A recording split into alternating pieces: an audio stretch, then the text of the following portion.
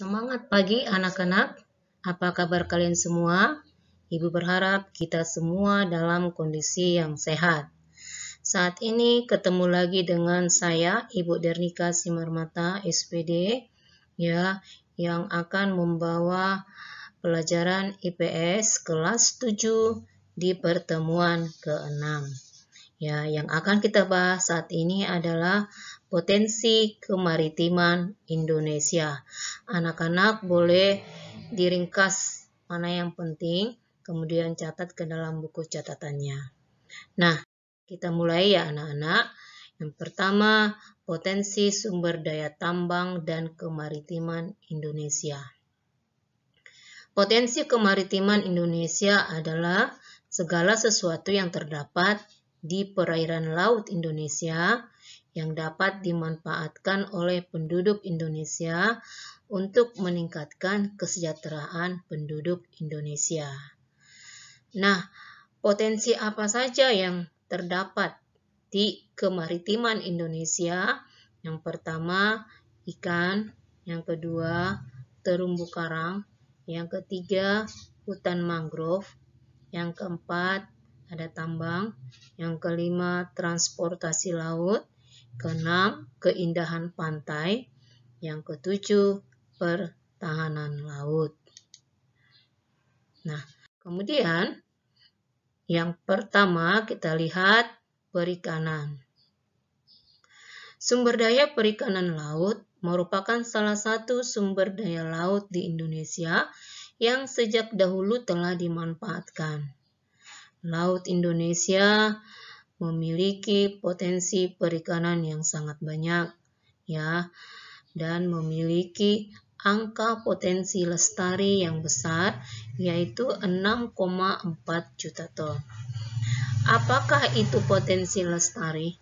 Potensi lestari maksudnya adalah potensi penangkapan ikan yang masih memungkinkan bagi ikan untuk melakukan regenerasi terus-menerus, sehingga tidak menghabiskan jumlah ikan yang ada, tetapi ada regenerasi dari ikan terdapat di laut Indonesia. Nah, kemudian selain ikan yang tersedia di lautan masyarakat juga melakukan budidaya ikan. Ya, budidaya ikan itu terdapat di daerah pesisir dengan menggunakan tambak. Misalnya ikan bandeng dan udang. Nah, kemudian potensi yang kedua adalah hutan mangrove.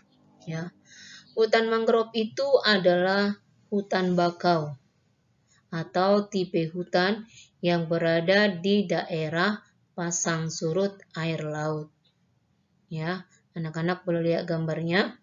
Contoh hutan mangrove. Saat air pasang, hutan mangrove digenangi oleh air. Sedangkan pada saat air laut surut, hutan mangrove bebas dari genangan air. Nah, contoh yang ini ya. Nah, kemudian anak-anak, luas terbesar hutan mangrove berada di Pulau Papua. Ya, dengan luas 3,7 juta hektar. Kemudian di Sumatera 417.000 hektar. Kemudian Kalimantan 165.000 hektar. Sulawesi 53.000 hektar. Di Jawa 34,4.000 hektar. Bali dan Nusa Tenggara 93,7 hektar. Nah, hutan bakau ini memiliki dua fungsi.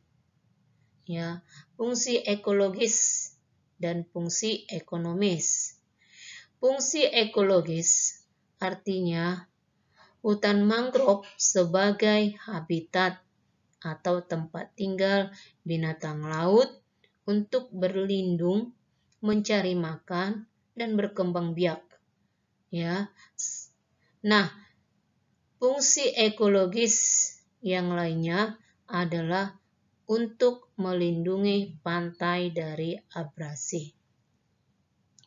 Sedangkan fungsi ekonomis hutan mangrove adalah memanfaatkan kayu atau pepohonan yang ada di sekitar hutan mangrove tersebut, ya, yang digunakan untuk kehidupan penduduk yang ada di daerah hutan mangrove tersebut, ya.